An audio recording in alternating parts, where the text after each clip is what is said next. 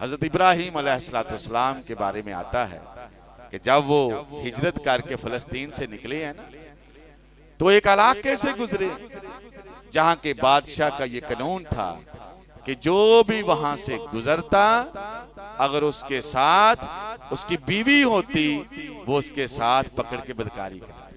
حضرت ابراہیم علیہ السلام جب اس علاقے سے گزرے تو قانون کے تحت لوگوں نے پوچھا کہ یہ تمہاری کیا لگتی ہے؟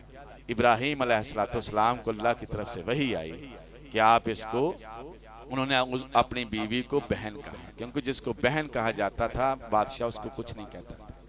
اب بہن کس نظریے سے کہا کہ تمام جو عورتیں ہیں اور مسلمان جو ہیں یہ بہن بھائی ہیں آپس میں، تو چونکہ وہ اسلامی بہن تھی اس نظریے سے انہوں نے کہا کہ یہ میری بہن ہے، لیکن بادشاہ کو لوگوں نے جا کے بتایا کہ اس شخص کے ساتھ جو عورت ہے وہ بڑی خوبصورت ہے۔ اب بادشاہ نے حکم دیا کہ اس نے جو بھی کہا ہے اس کو زبردستی لیا اور لایا گیا۔ اب بادشاہ ہے اور اس نے خلوت میں حضرت ابراہیم علیہ السلام کی بیوی حضرت سارہ رضی اللہ تعالیٰ عنہ کو کمرے میں بلایا۔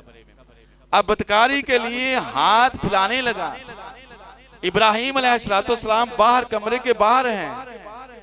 اب اس عورت نے کیا کیا؟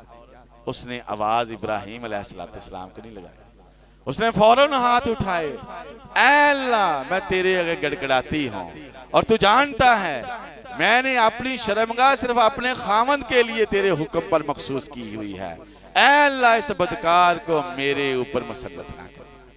ابھی یہ دعا ہی کرنی تھی، اب اس پر غشی طاری ہوئی اور وہ گر کر تڑپنے لگ پڑی۔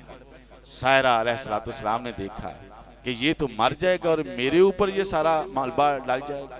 اس نے پھر اللہ کے آگے دعا کیا، اللہ اس کو ٹھیک کر دے، کہیں ایسا نہ ہو کہ اس کے قتل کی وجہ سے پھر ہم پر یہ مصیبت کو الزام لگا دے۔ اللہ نے پھر ٹھیک کر دیا۔